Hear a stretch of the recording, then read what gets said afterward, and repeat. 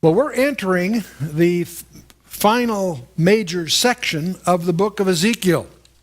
And from 40 to the end deals with this strange period called the Millennium.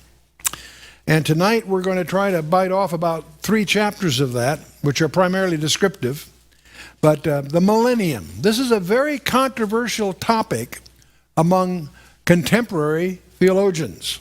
And but this period called the Millennium was promised to David, and even God even put himself under oath in Psalm 89 over the issue.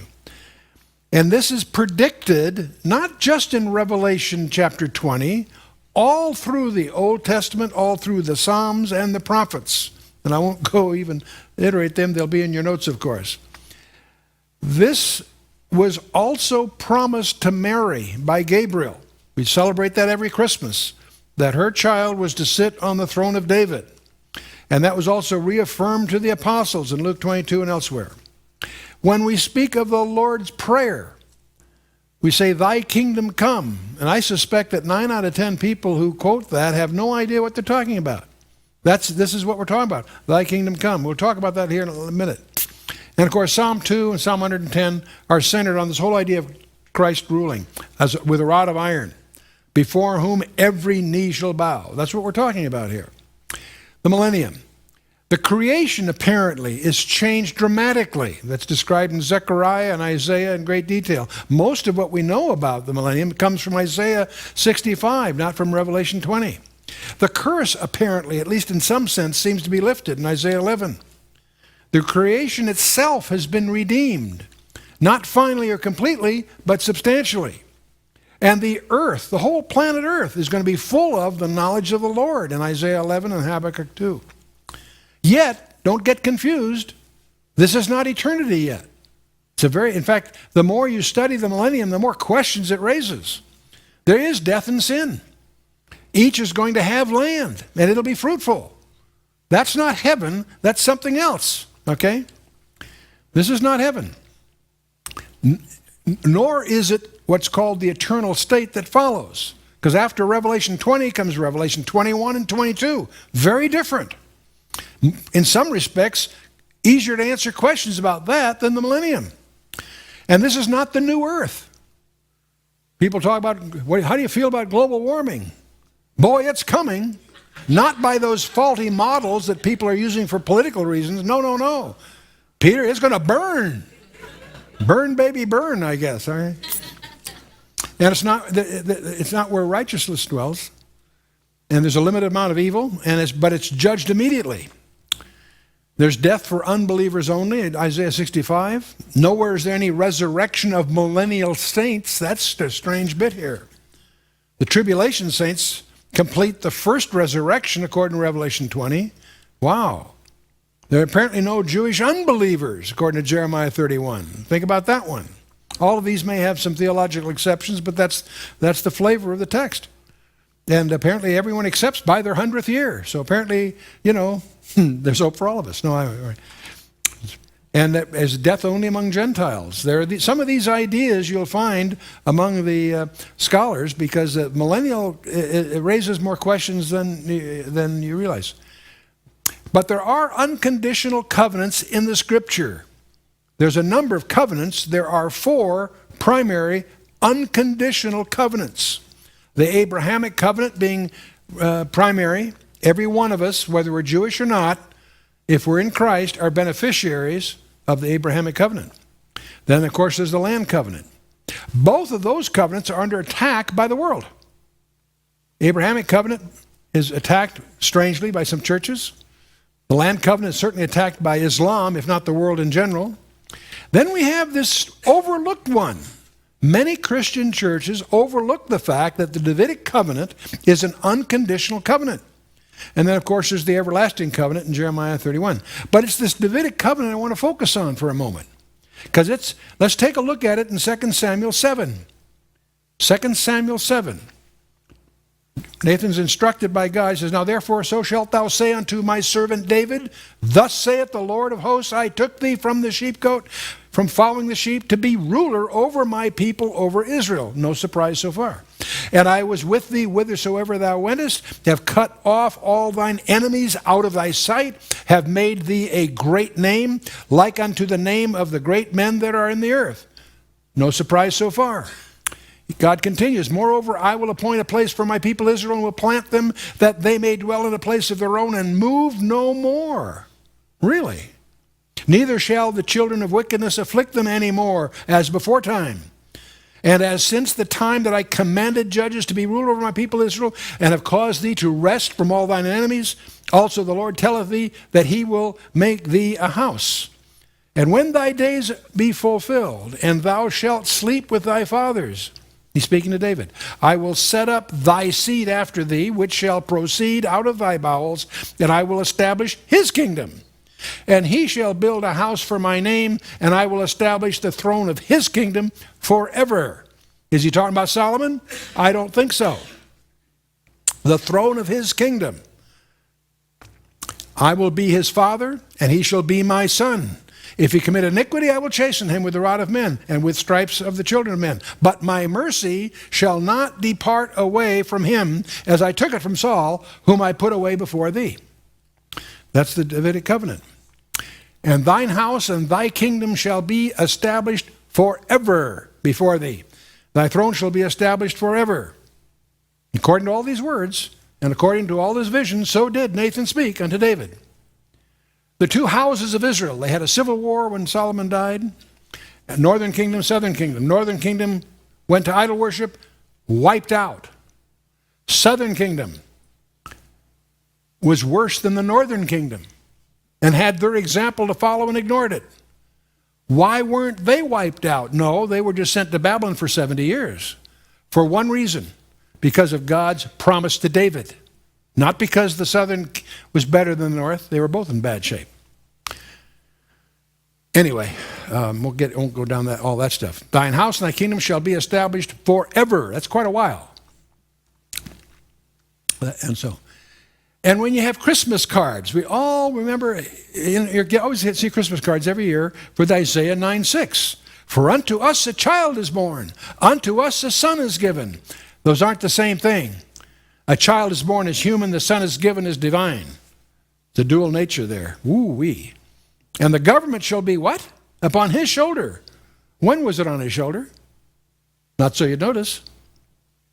And his name shall be called Wonderful Counselor, the Mighty God, the Everlasting Father, the Prince of Peace. But don't stop there. Pick up verse 7, where it continues, of the increase of his government and peace, there shall be no end. Upon the throne of David, which did not exist during Christ's ministry. Upon the throne of David, upon his kingdom, to order it, to establish it with judgment and with justice from henceforth even forever. The zeal of the Lord of hosts will perform this. The throne of David, there it is again. Don't miss that. That's not the Father's throne. And Luke chapter 1, Gabriel visiting Mary, announcing the birth, saying, speaking of her child, he shall be great, he shall be called the Son of the Highest. Wow. And the Lord God shall give unto him the throne of his father David. And he shall reign over the house of Jacob forever, and of his kingdom there shall be no end. Boy, that must be an empty promise, or something big is yet to happen. The throne of his father David. Has that happened yet? No. Will it? Yes. Many churches don't think so. Well, that's just an allegory. Well, we'll see. Matthew 25, when the Son of Man shall come in his glory and all the holy angels with him, then shall he sit upon the throne of his glory. A few verses later, then shall the king say unto him on his right hand, come, ye blessed of my Father, inherit the kingdom, there's that word again, prepared for you from the foundation of the world. The throne of his glory. That's quite a throne. The kingdom prepared for you from the foundation of the world. Wow. From the foundation of the world. Well, from here you can get into a whole story of when it was lost. Prior to Noah's flood was the second flood. The first flood is between. Anyway, we'll go into that here. Let's move on. Council for Jerusalem. The biggest event in the book of Acts. Okay, Jesus crucified, dead, resurrected. We're now in the book of Acts. The big event in the book of Acts is this debate about Gentiles and Jews and so forth. And James, chairing that council, quoting, he answers their issues by saying Simon, had declared how God at the first did visit the Gentiles, remember Acts 10 and the sheet and all that, to take out of them a people for his name, and to this agree the words of the prophet as it is written. And James quotes from Amos 9, verse 11 and 12. He's quoting from the Old Testament. After this I will return and will build again the tabernacle of David, which is fallen down, and I will build again the ruins thereof, and I will set it up, that the residue of men might seek after the Lord, and all the Gentiles, upon whom my name is called, saith the Lord, who doeth all these things. Again, it's the tabernacle of David. So the throne of David will be reestablished in Jerusalem, not in, Cleveland, Ohio, or Washington, D.C., no, Jerusalem. And this was also emphasized to Abraham back in Genesis 17. And who's going to rule? David. 4 times it says David's the one that's going to rule. Now, some people say, well, he means the son of David. And they might be right, but I'm more and more figure God can express himself quite clearly, and he certainly has. And by the way, none of this can be applied to the church. We covered that when we were in Ezekiel 37 a couple of sessions ago. This is also going to include, among other things, some profound changes on the earth. We want to be sensitive to that as we get into some details here. Remember back in Ezekiel 37, we read, David my servant shall be king over them, and they shall have one shepherd. They shall also walk in my judgments and observe my statutes and do them. David my servant shall be king. I thought he died. Yes. Is he going to be resurrected? Yes. Oh, that could get exciting. When is all this going to happen? Jesus tells us that in Hosea. Jesus says, I will go and return to my place. In order to return, he had to leave it, till they acknowledge their offense and seek my face. In their affliction, they will seek me earnestly. It's interesting, as we study the Gospels, there's something that should be called to your attention.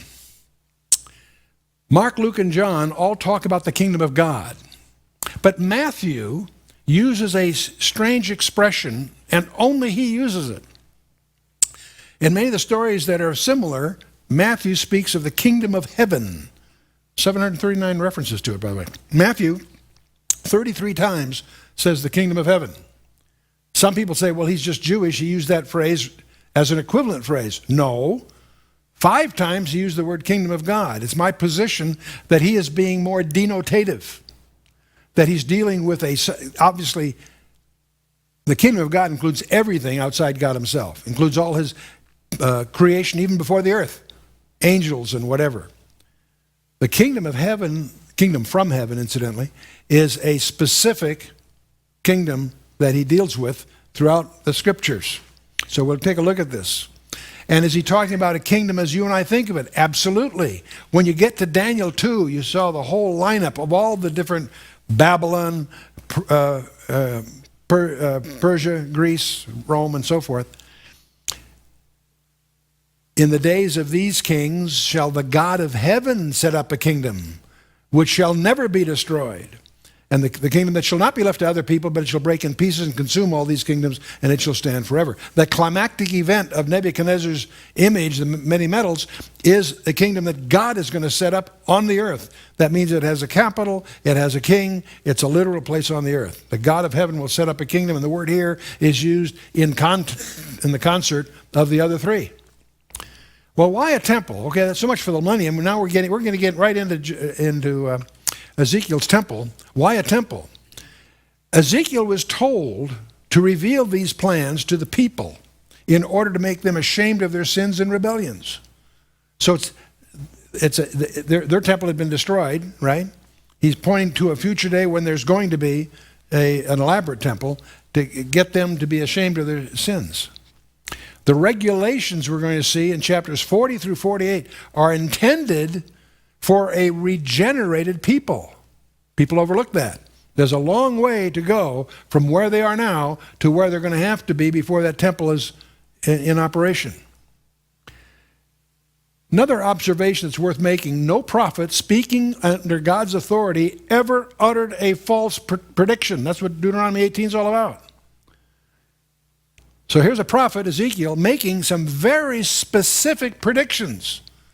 He's got the size of the doorways, the thickness of the walls, and on and on and on. Is he wrong? Is he just impressionable? Are these just his opinions? I don't think so. The climax to their registration as a nation will come when God's glory re-enters the new temple in Jerusalem. We saw it leave back there in Ezekiel 11. We're going to see it return in the next session when we go into chapter 43. So the millennial temple, we have a description of this temple. It's highly detailed. One reason it's detailed is that you can't make it symbolic. It doesn't make sense. All nations, not just Israel, all nations are going to worship there. Wow. Offerings and sacrifices are resumed, and that gives a lot of people heartburn. We'll talk about that next time, by the way. But here's something the church might consider a little bit. The temple, when it's in operation, is only open on Saturday, not Sunday. It's only open on Shabbat and the new moon. That's very Jewish in its procedures. Interesting. Well, let's take a quick snapshot and refresh ourselves about architecture. You remember the tabernacle had a linen fence. It was about 75 feet wide and 150 feet long, if I accept 10 cubits as a foot and a half cubit kind of thing. And so the total length being, incidentally, the length of Noah's Ark, but who cares? Let's go here. You enter one gate and you come to the brazen altar of sacrifice. Then there's a laver for washing. And then you get to the naos, the temple proper, consisting of a holy place and the Holy of Holies. Let's take a look at that part a little more clearly so we have the architecture in our mind. Okay, you have the holy place and the Holy of Holies. You have the menorah, the seven-branched lampstand. You have the table of showbread, 12 loaves, one for each tribe. And then you have the golden altar, the altar of incense, not to be confused with the brazen altar outside. And you have the Ark of the Covenant. And you have another piece on top of it, separate, called the mercy seat. We tend to lump them together, but they're always described separately. And each one of these things are something that Jesus laid claim to. The Word was made flesh and dwelt among us, we're told. He says, I am the door. Anyone that comes through by me is a thief and a robber. I am the light of the world. I am the bread of life. He makes the incense being intercession for us. He's our sin bearer, and of course, he's our propitiation, the mercy seat. Wow. Okay.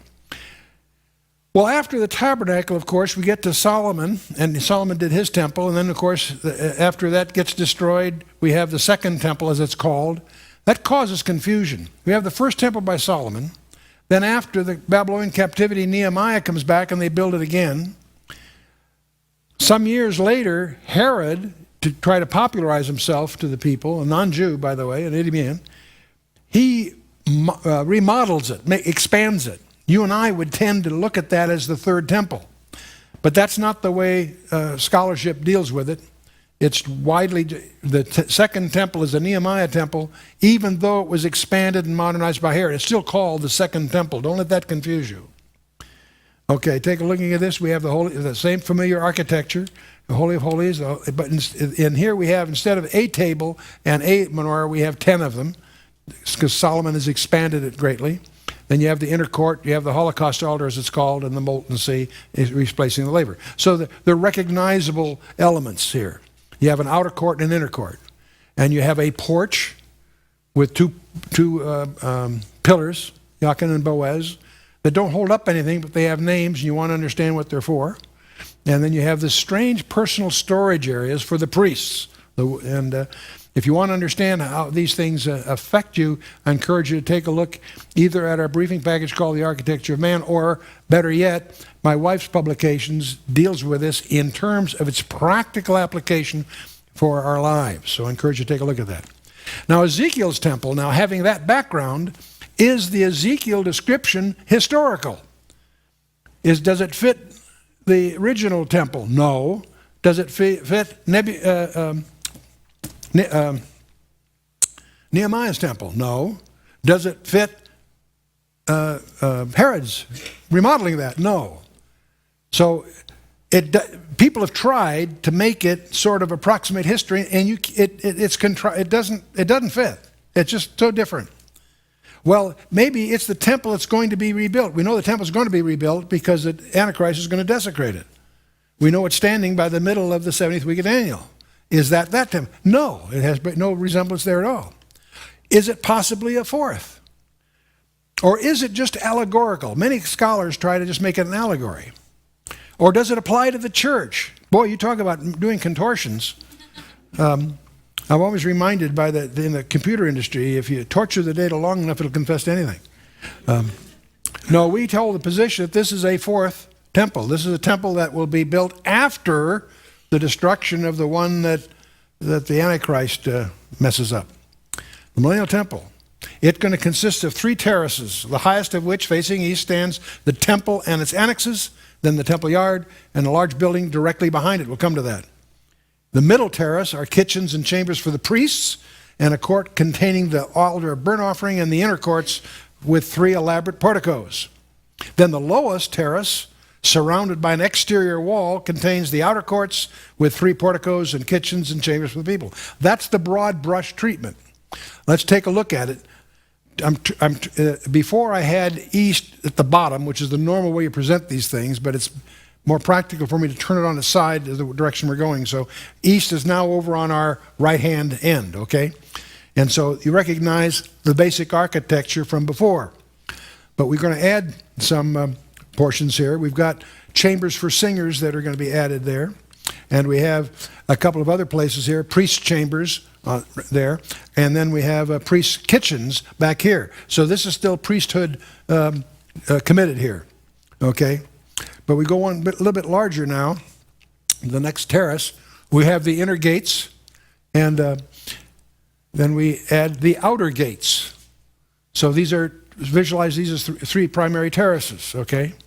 And then around the outer gates, we have chambers of the outer court, and we also have kitchens for the peoples. So the outer court, that level is people, kitchens and chambers and what have you, and upper level are the priest levels, and then, of course, you've got the temple proper. Okay. Now, I want to talk a little bit about these outer gates. The same word in the Septuagint that's outer there is also speaking of the darkness that's outside. And one of the great debates you'll get into when you get especially in the Gospel of Matthew, is what is this darkness outside? Number of conjectures. It could be as simple as those that are not allowed inside the temple part itself. No more than that. There's a tendency when you say that outer darkness, that must mean Gehenna. No, that's not what it's talking about. Anyway, moving on here. Let's just jump into Ezekiel 40, verse 1. In the 25th year of the captivity, in the beginning of the year, in the 10th day of the month, and because it's the 10th day, some scholars think this may have been a Jubilee year, but that's speculative. In the 14th year after the city was smitten, in the selfsame day that the hand of the Lord was upon me, Ezekiel talking, and he brought me thither. Jerusalem has been destroyed, the temple's been burned, but Ezekiel is being shown a temple. He's being transported forward in time here. It'll be the city during the Millennium Kingdom. In the visions of God, brought he me into the land of Israel and set me upon a very high mountain, which was as the frame of a city on the south. And he brought me thither, and behold, there was a man whose appearance was like the appearance of brass, and a line of flax in his hand and a measuring reed, and he stood at the gate. He's like bright brass. This is typically the way the messengers appear several places in Daniel and elsewhere. The line of flax apparently is for measuring long measurements, and the reed for shorter measurements, okay? The Hebrew cubit, by some experts, believe it was 17.58 inches. It was from the tip of your finger to the elbow. And nominally, we use 18 inches. It's close enough for our purposes. The reed was about 10 1/3 feet long, by the way. It was used for longer measures, okay?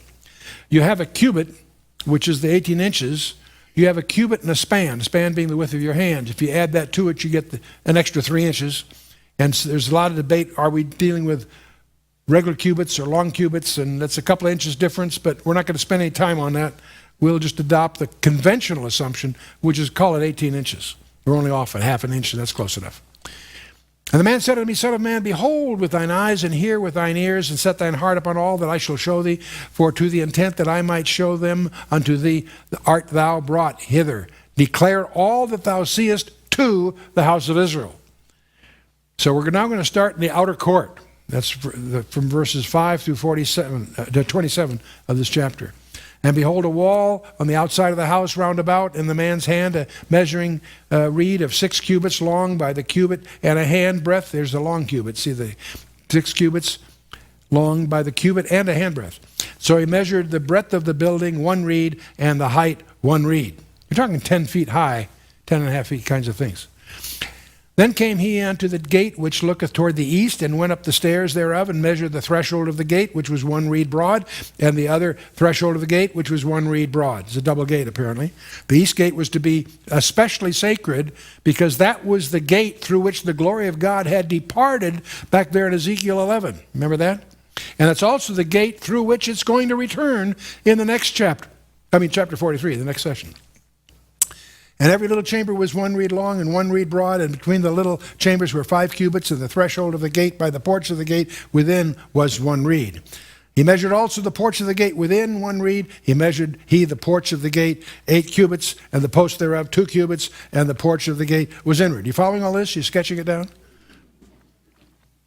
And the little chambers of the gate eastward were 3 on this side and 3 on that side, and 3 were of 1 measure, and the posts had 1 measure on this side and on that side. And he measured the breadth of the entry of the gate 10 cubits, and the length of the gate 13 cubits.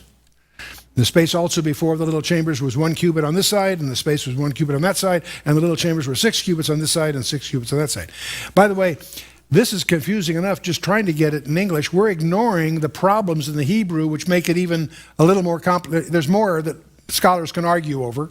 We're going to spare you all that. He measured them, the gate, from the roof of 1 little chamber to the roof of the other, and the breadth was 5 and 20 cubits, the door against door.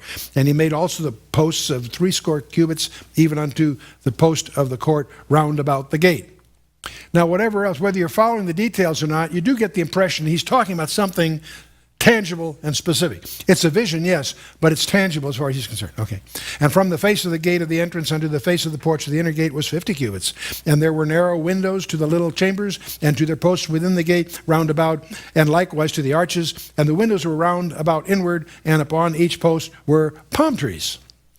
Well, here's a sketch by some. I'm taking this from the Bible Knowledge Commentary, because they went through and here the dimensions on their chart is in feet to give you something you can relate to. It has it roughly 90 feet long, and this is one of the gates of the temple. Well, there's several of them. We'll take a look at it when we do the master plan. But the little alcoves there are up apparently for guards. Then there's a portico, steps, thresholds, and the little windows on the side. So that's the gateway to the temple. Okay. And some of this is taken from the next chapter too. This is a composite, if you will. Moving on, verse 17. Then brought he me into the outward court, and lo, there were chambers, and a pavement made for the court round about. 30 chambers were upon the pavement. And the pavement by the side of the gates, over and against the length of the gates, was a lower pavement. Now, the use of these rooms is not stated, but they may have been storage rooms, or they may have been meeting rooms for people when they celebrated their feasts, which is the more likely thing in my mind. And then he measured the breadth from the forefront of the lower gate to the forefront of the inner gate without, and 100 cubits eastward and northward. And the gate of the outward court that looked toward the north, he measured the length thereof and the breadth thereof. So from the inside lower gateway to the outside of the inner court, that is the threshold of the gate leading to the inner court, was 175 feet, or 100 cubits, if you will. Okay?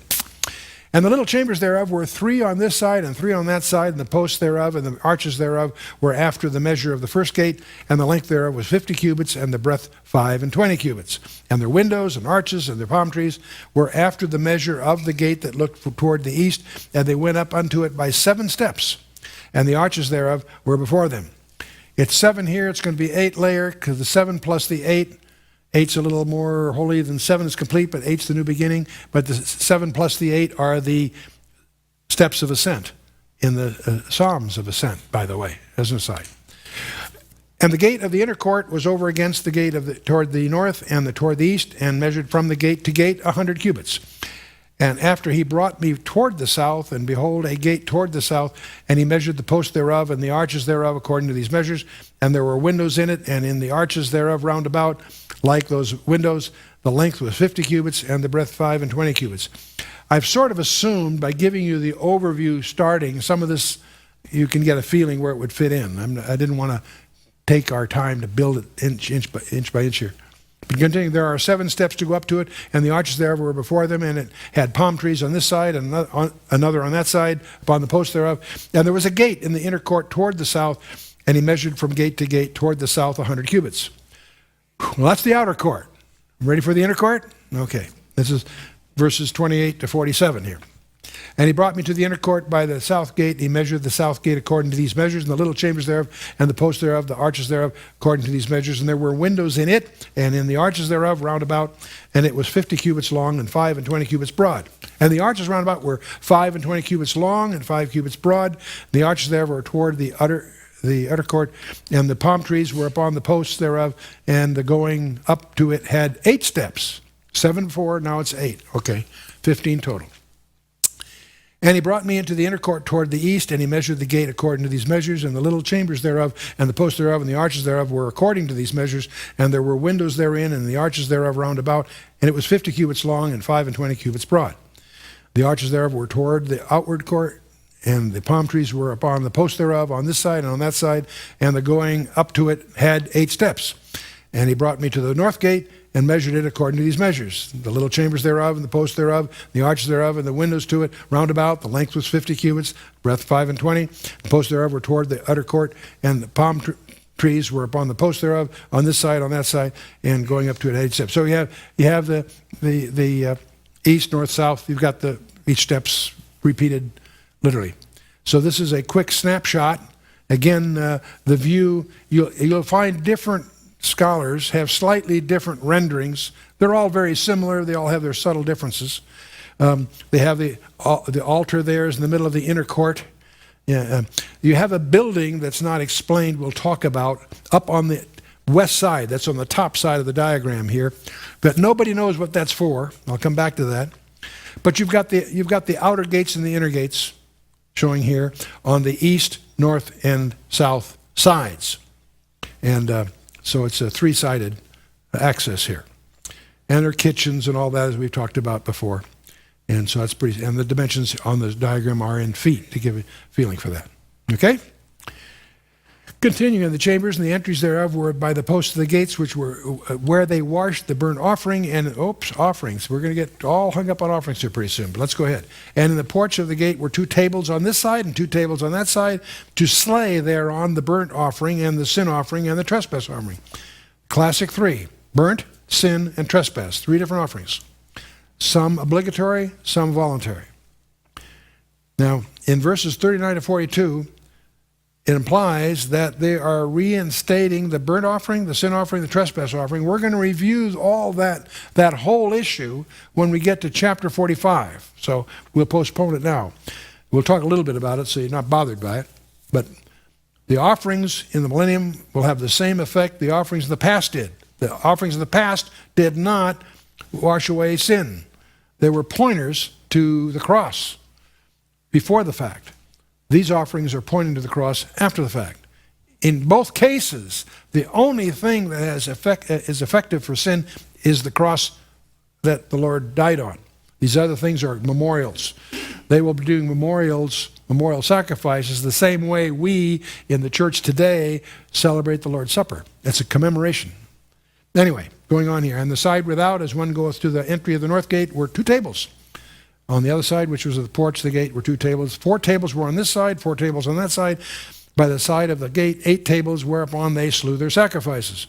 And the 4 tables were of hewn stone for the burnt offering, of 1.5 cubits long, and 1.5 cubits broad, and 1 cubit high, whereupon they laid the instruments wherewith they slew the burnt offering and the sacrifice. So the whole issue of sacrifice bothers a lot of people. A lot of people think, well, they don't mean that literally. Well, see, first of all, animal sacrifices never took away human sin. Only the sacrifice of Christ can do that. Hebrews 10 hammers that. In the Old Testament time, Israelites were saved by grace through faith, and the sacrifice helped restore a believer's fellowship with God. But it wasn't that sacrifice, it was Christ's sacrifice that paid the price. Second point is, even after the church began, Jewish believers did not hesitate to take part in the temple worship, Acts chapter 2, 3, 5, and even to offer sacrifice in Acts 21. They could do this because they viewed the sacrifice as memorials of Christ's death. That was their view. That'll be the same viewpoint that'll apparently pertain during the millennium.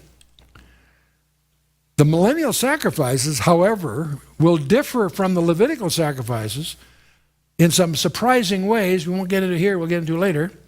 We're going to review these in chapter 45. But there are similarities, and there's a number of other passages in the Bible, in Isaiah 56 and 66, Jeremiah 33, Zechariah 14, Malachi 3, that allude to sacrifices in the millennium. So this is not unique to Ezekiel's rendering here.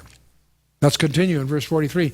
And within were hooks and a hand broad fastened round about, and upon the tables was the flesh of the offering, and without the inner gate were the chambers of the singers in the inner court, which was at the side of the north gate, and their prospect was toward the south, one at the side of the east gate having the prospect toward the north. And he said to me, this chamber, whose prospect is toward the south, is for the priests, the keepers of the charge of the house. And the chamber whose prospect is toward the north is for the priests, the keepers of the charge of the altar, and these are the sons of Zadok among the sons of Levi, which come near to the Lord to minister to him. Now this whole issue of Zadok, a little history here, in order to be a priest, you had to be a descendant of Aaron. But the priesthood was then conferred specifically to Zadok because he had set aside David set aside the family of Ithamar because of the part that Abiathar had taken in the rebellion of Adonijah. When Adonijah had his rebellion, Ithamar's family joined the wrong team. And so at this point, Zadok is singled out, and it's his descendants then that become the priests. So you had to be not just a descendant from Aaron, you had to be a descendant of Zadok to be a priest. That's the point. Well, that apparently continues in the millennium, is the point. Okay, verse 47, he measured the court 100 cubits long and 100 cubits broad, 4 square, and the altar that was before the house. Now, that's not to be confused with the court of Israel, which is open to all, and on the 3 sides of the territory. This court was 100 cubits square and had an altar on it in front of the temple. Now the temple building itself, verses 48 through chapter 41. The temple, that's the temple proper. We're zeroing in on it specifically. And it looks pretty familiar in terms of the architecture that we're used to all the way through here. He brought me to the porch of the house and measured each post of the porch, 5 cubits on this side, 5 cubits on that side, and the breadth of the gate was 3 cubits on this side and 3 cubits on that side. And these 2 verses, this one and the next one, really belong to the next chapter where this is all going to be taken up. Okay. The length of the porch was 20 cubits and the breadth 11 cubits, and he brought me by the steps whereby they went up to it, and there were pillars by the posts, one on this side and the other on that side. I assume they might have the same mains, Jachin and Boaz, but it doesn't say it, I don't think. Afterward he brought me to the temple and measured the posts, 6 cubits broad on the one side, 6 cubits broad on the other side, which was the breadth of the tabernacle. And the breadth of the door was 10 cubits. That's a pretty good door. And the sides of the door were 5 cubits on the one side and 5 cubits on the other side. And he measured the length thereof 40 cubits, the breadth 20 cubits. Ooh. And he went in, then went he inward and measured the post of the door 2 cubits, the door 6 cubits, the breadth of the door 7 cubits.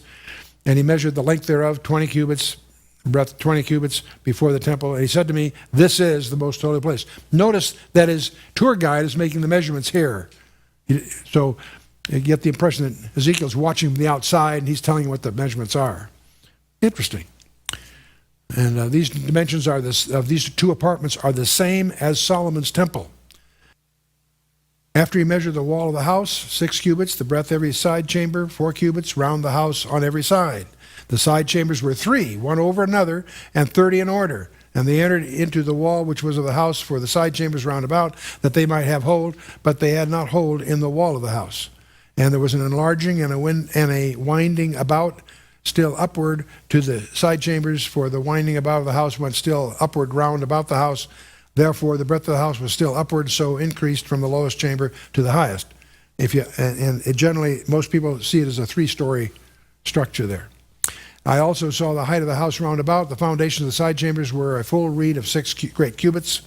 The thickness of the wall, which was for the side chamber without, was 5 cubits, and that which was left was the place of the side chambers that were within. And between the chambers was the wideness of 20 cubits round about the house on every side.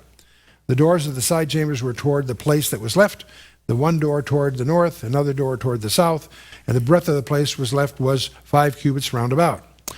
Now the building that was before the separate place at the end toward the west was 70 cubits broad, and the wall of the building was 5 cubits thick round about, and the length thereof 90 cubits. Now put your minds at ease. This is not, none of these dimensions are on the final exam, okay?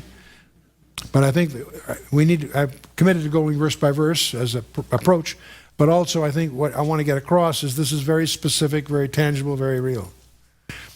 But there is a issue here, a thing called the separate place. The separate place. And the word is in the Hebrew is Gizra. And the word Gizra is very enigmatic as to what it refers to.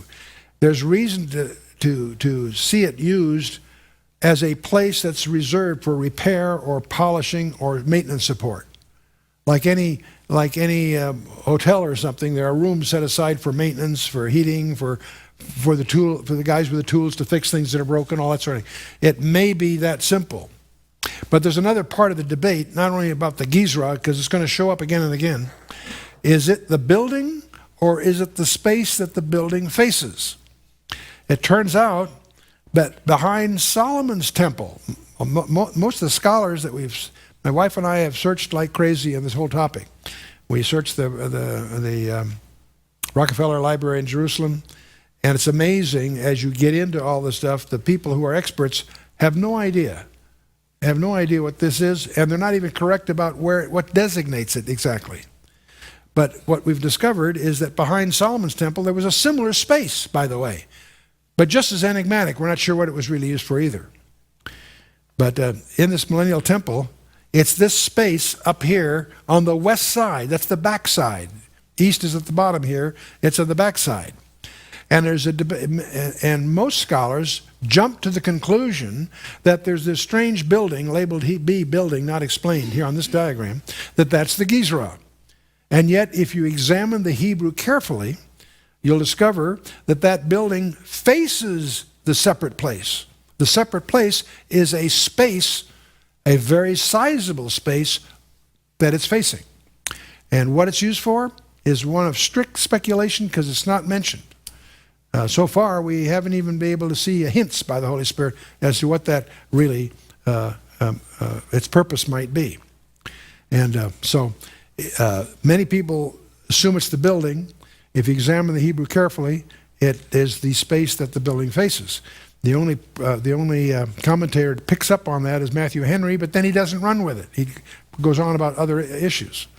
So anyway, moving on here, verse 12. Now the building that was before the separate place at the end toward the west was 70 cubits broad, and the wall of the building was 5 cubits thick round about, and the length thereof was 90 cubits.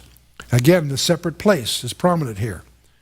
And again, by the way, the Hebrew grammar implies that it's the building that was before the separate place. See, the point is the building isn't the separate place, it's the building that's facing the separate place. Follow me?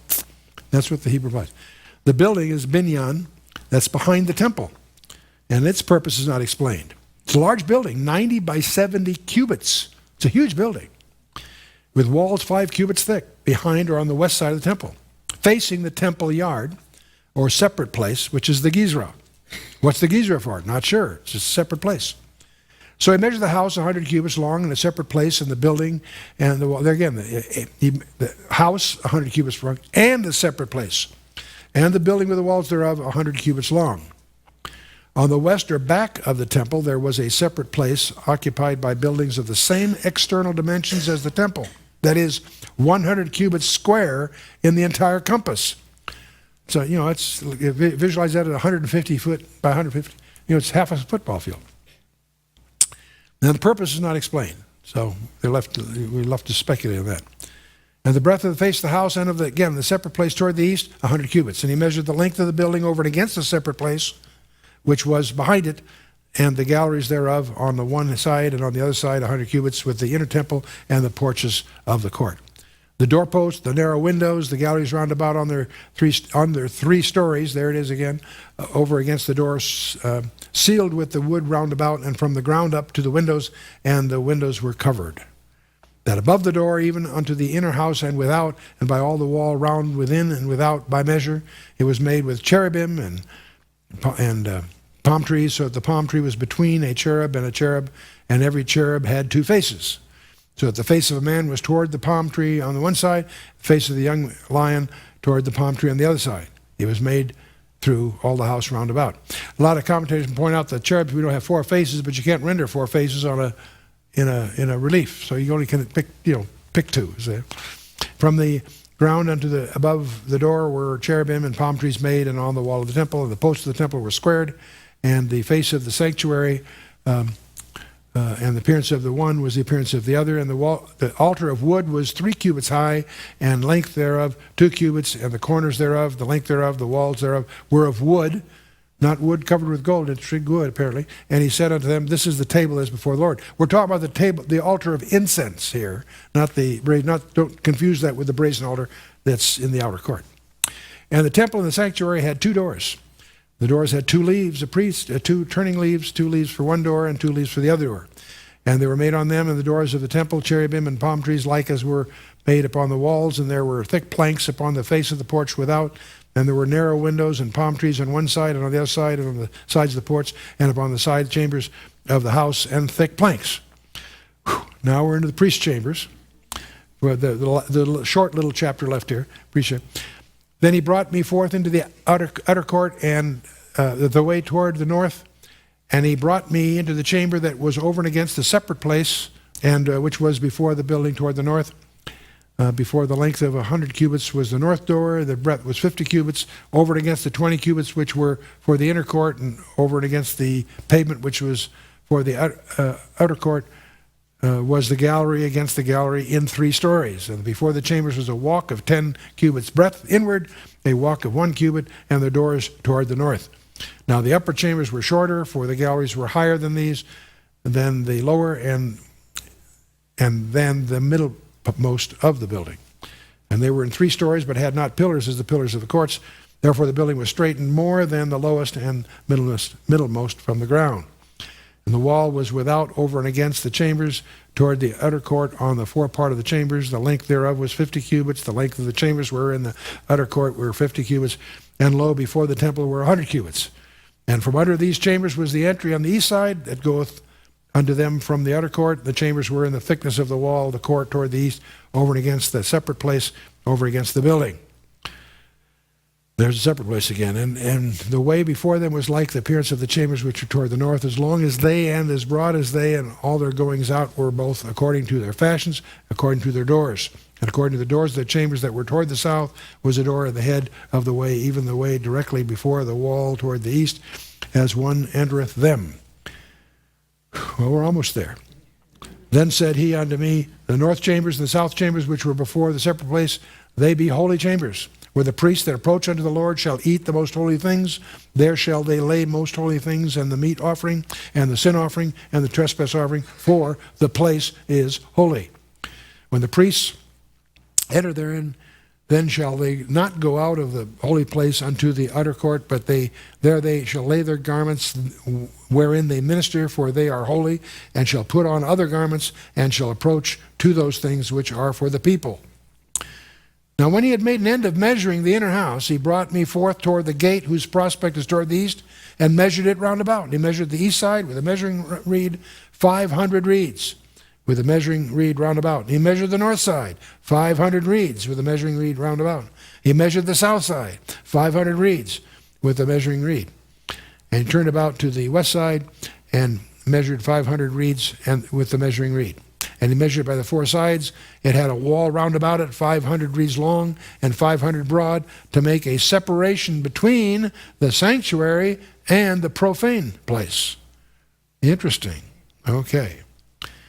Well, now you got a whole bunch of difficulties here. That's all. I know we've waded through a lot of architectural detail here. Buried in all this are a lot of problems. The rabbis of the Talmud remark that only the prophet Elijah, who will herald the ultimate redemption, will elucidate the discrepancies with the Torah laws and the terms which do not occur elsewhere. There's all kinds of things here that is in violation of the Torah.